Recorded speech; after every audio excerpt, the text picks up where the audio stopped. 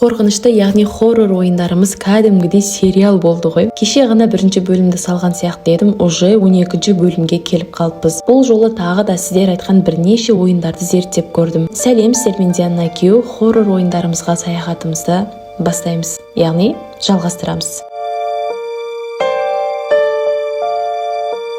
911 добыча ойыны. Сіздер осы ойынды жазып, мен оны іздеп көргенде ең бірінші ойыма келгені ол Мистер Мид болды. Сценарийде, ойынның графикасы да бәрі ұқсас екен. Бірақ бір секрет айтайын, Мистер Мид қызықтау сияқты. Так, көбіңіз білетін ол именно 911 добыча деген версиясы. Бірақ одан бұрын 911 каннибал шыққан. Яғни бұл ойынның екі версиясы бар. 911 каннибал және 911 добыча. Так, бұл қандай ойын және ойындағы тапсырма қандай? Ойында болып жатқан оқиғаны түсіндіріп берейін. Өйткені көп геймерлер бұндайды түсіндіріп отырмай, сразу ойынның өзін бастап кетеді. Ойынның сценарийі бойынша біз ойнайтын ойыншы ол подросток Джейкоб деген ұл бала. Бір күні Джейкоб подружкасы Мэнзи екеуі түнде көшеде серуендеп келейік деп жүріп, оны бір қорқынышты сарайға алып келеді. Ол жерден шығып, Джейкоб бір өзі үйіне қайтып бара жатқанында алдынан шошқа басты, яғни Фрэнк деген ағайды кездестіріп қалады. Фрэнк алдын больницада жұмыс жасаған екен. Сомен шошқа бас деп айта берейін, сені үйіне апарып тастаймын дейді. Машинада оны үйіне апарып жатқанда Джейкобқа шай береді. Оны іше салып Джейкоб талып қалады. Сонда ол шайдың ішінде ұйқы дәрі болған екен. Ал есін жинағанда клетканың ішінде жатқан болады. Енді біздің тапсырма головоломкаларды шешіп, артық шум шығармай үйден шығып кетуіміз керек. Әзірге екі версиясында да мына шошқа басты, яғни адам жегішті өлтіруге болмайтындай етіп жасаған. Мүмкін кейінгі версияларында болып қалар. Бұл ойынның бір ерекшелігі, ойында бірнеше концовка бар. Яғни ойынды әртүрлі аяқтауға болады, бірақ солардың тек біреуі ғана дұрыс. Яғни бір жолмен ғана шынымен үйден қашып кете аламыз. Ал қалған барлық концовкаларда шошқабас бәрібір бізді ұстап алады. Қазір екі бөлімінде ойнап көрейік. Бірінші 911 каннибал. Ойынды мына клетканың ішінен бастаймыз. Алдымыздағы шкафты ұрсақ, отмычканы көреміз. Сол арқылы клетканың құлпын ашып, енді жан-жақты ізденеміз. Мына сейфтің ішінде кілт бар. Соны ашу үшін кодты іздеп жүріп, мына есікті ашқанымызда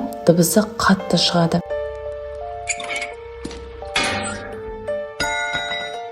Шошқабас өте мұқият, сразу естіп қояды.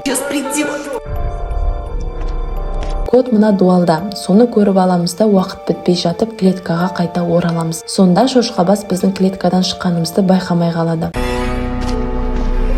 Так, погоди-ка, вроде все на месте. Фрэнк кеткен соң сейфке кодты жазып, оны ашамыз. Ішінен кілтті аламыз. Бұл кілт подвалды ашу үшін керек болады. Ал соны ашқанымызда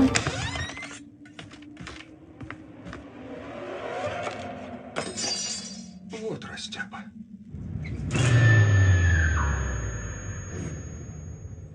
яғни шошқабас адамнан тамақ дайындап жатыр. Ойындағы головоломкалар қиын емес. Мысалы, мынау солардың бірі. Суретті толықтыру керек.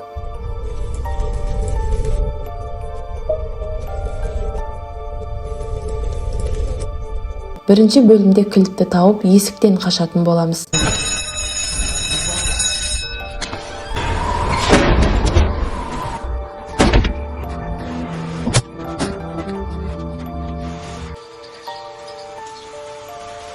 Бірақ бәрібір шошқабас бізді ұстап алып үйге апарып қояды. Өйткені үйден шум шығарып қашып кеттік. Егер тып-тыныш шығып кетсек, толықтай қашып кетуге болады. Нужно чем-то подпереть дверь. Бежать, не оглядываясь.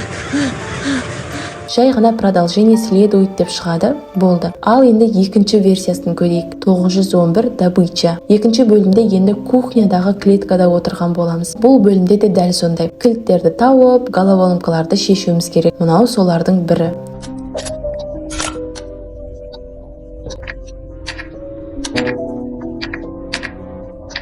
Егер шум шығарсақ, тағы да Фрэнк келмей жатып клеткаға тығылып қаламыз.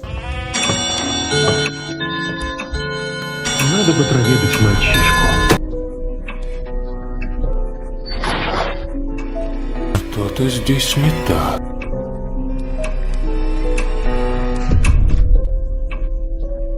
Егер бірінші бөлімде есіктен қашсақ, енді бұнысында терезеден қашамыз. Жай ғана терезені ашып емес, оны мына стеклорезбен кесуіміз керек болады. Бірақ біз оны тапқанда ол сынық болады. Егер сынық стеклорезбен айнаны кессек, ол сынып кетіп шошқабас сразу біліп қояды да ұстап алады.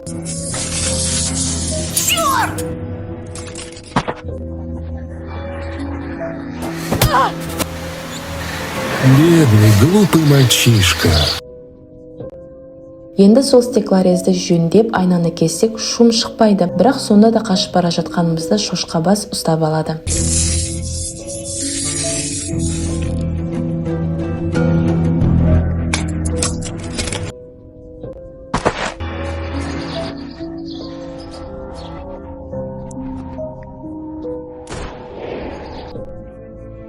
Так, енді ең қызығы, қалай ойынды шошқабас бізді ұстамайтындай етіп жеңсек болады. Ол үшін бірінші стеклорезді жөндеп аламыз. Кейін уланған сыр жатады. Соны тауып шошқабастың дайындап жатқан сорпасына қосып жібереміз де, шошқабасты шақыру үшін шум шығарамыз. Сонда ол сорпасымен бірге келіп, оны ішіп уланып қалады. Что-то мне не здоровится. Болды, енді терезені кесіп қаша берсек болады. Сонда Фрэнк бізді ұстап алмайды, ойынды жақсы концовкамен аяқтаймыз. Так, дәл мен сияқты шошқабастың түрі қандай екен деп қызығып жатқандар бар ма? Оның түрі мынандай. Иә, кәдімгі ашки киген мұрты бар ағай. Бірақ адам жейтіні болмаса. Осы уақытқа дейін Микки Маустың хоррор ойыны бар деп ойламаппын. Қазірден айтайын, қазір көрсететін ойындарымның ешқайсысын Disney компаниясының өзі шығармаған. Бұлар тек басқа ойын жасаушылардың шығарғаны. Іздеп көрсе Микки Маустың не бір хоррор ойындары бар екен. Давайте қазір ең қызық деген екеуін көрсетейін. Абайлаңыздар, скримерлер өте қорқынышты. Бұл біріншісі. Ойынды бастау үшін Enter кнопкасын басқаннан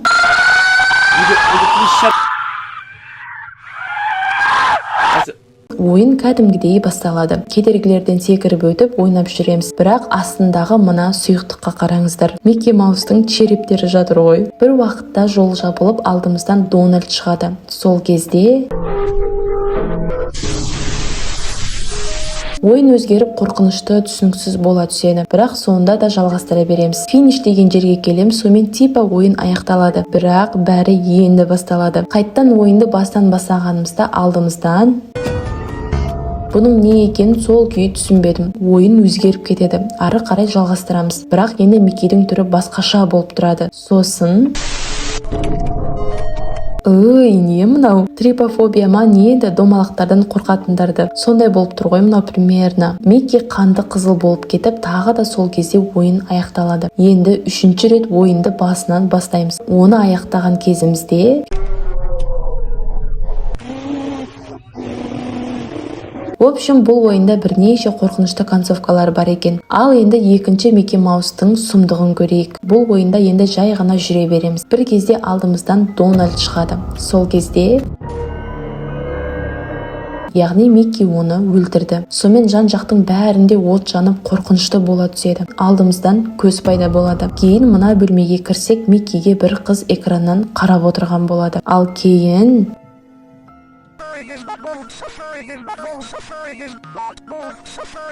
бірдеңе болды, бірақ оны бізге көрсетпеді. Біз сыртқа шығып кеттік. Енді астында тұрған мына Миккидің суретіне қараңыздар. Ары қарай жүре береміз, алдымыздан әрдеңе шыға береді. Мынаған қарасаңыздаршы. Ойынды ойлап тапқандар не ойлаған екені? Қазір қорқып қалып жүрмеңіздер. Ойын құлағы кесіліп тұрған Миккимен аяқталады. Жалпы екі ойында түсініксіз. Әйтеуір скример болса болды, қорқынышты ма? Қорқынышты деп жасай берген сияқты. Ойбай деп бір рет ойнап көруге болады. Болды. Ары қарай қызығы жоқ.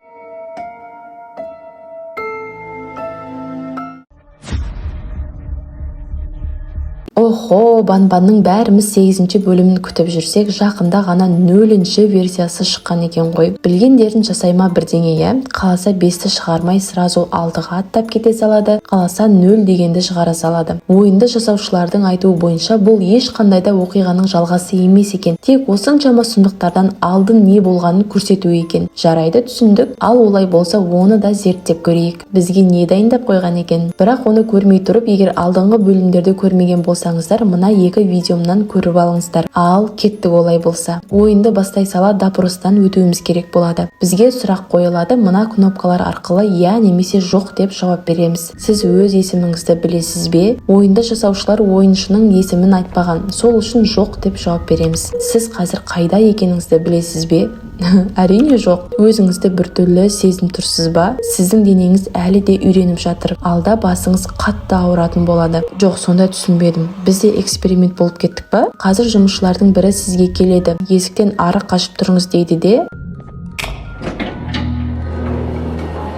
Банбаның кішкентай версиясы келеді. Маған сенің бөлмең қатты ұнады. Давай екеуміз ауысайықшы. Ой, сен ештеңені түсінбей тұрған шығарсың. Жүр, мен саған бәрін көрсетейін деп, енді Банбаның артынан жүре бастаймыз. Банбан бізді осы жерге алып келеді. Төбеге қарап қалсақ, көп көздер бізді бақылап қарап тұр. Банбан бізді Банбалинамен таныстырады. Ал Банбалина болса, неге оны алып келдің деп Банбанды ұрса бастайды. Мына бөлмеге кіріп головоломкадан өтеміз.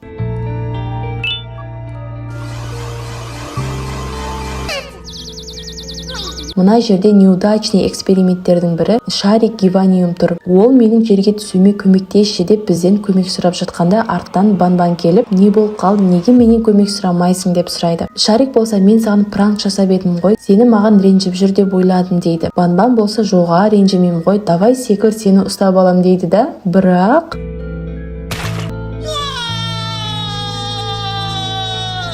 Шарик секіреді, бірақ Банбан оны ұстауға да тырыспайды. Сонымен Шарик кактустың үстіне құлайды. Сонда Банбан пранкерге пранк жасауға болмайды деп айтады. Не деген сюжет, я? Банбан біздің досымыз ба, жоқ па, ойланып қалдым ғой. Шарикке біз көмектесіп, оны кактустан жерге түсіреміз. Оны көрген тағы бір Шарик маған да көмектесші дейді. Жарайды деп төбеге көтеріліп тесікке кіргенде,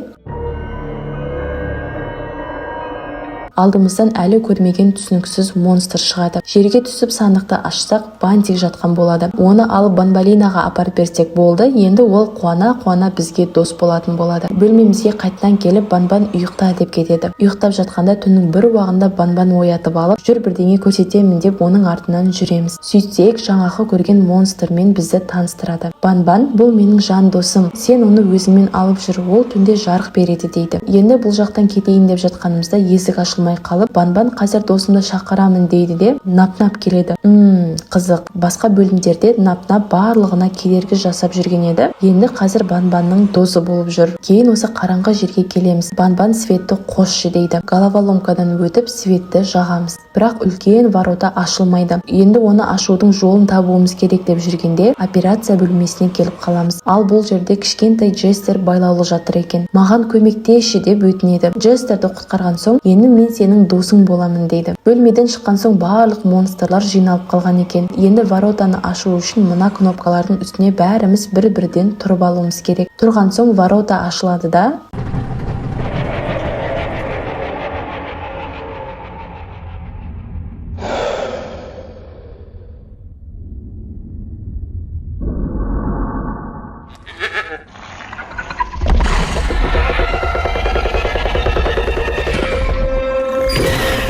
Нап-Нап бізді құтқарамыз деп итеріп жібереді, ал өзін монстр жеп қояды. Джестермен қашып бара жатып, мұнда келгенде оларды да жеп қояды.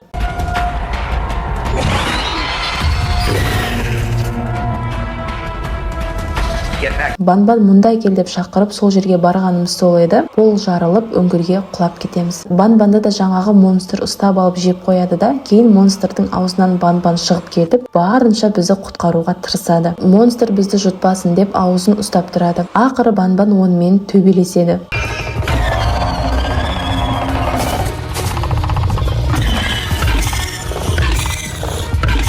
Осы кезде Банбан өліп қалып, кейін оның жаңасын жасап шығарған екен. Ал ол жаңа версиясы, ол біз. Яғни біз ойнап жатқан ойыншы. Соның ішінде мына Банбан ана монстр арқылы бізді өлтірмекші болған екен. Мына жерге қайта келсек, Банбан әлі тірі екен. Ол давай екеуміз тығылмашақ ойнайық дейді де, осы жерге тығыл деп алып келеді, сонымен бөлім аяқталады. Төй достар, почти ештеңе түсініксіз. Сонда осы уақытқа дейін барлық бөлімде Банбан болып жүрдік па?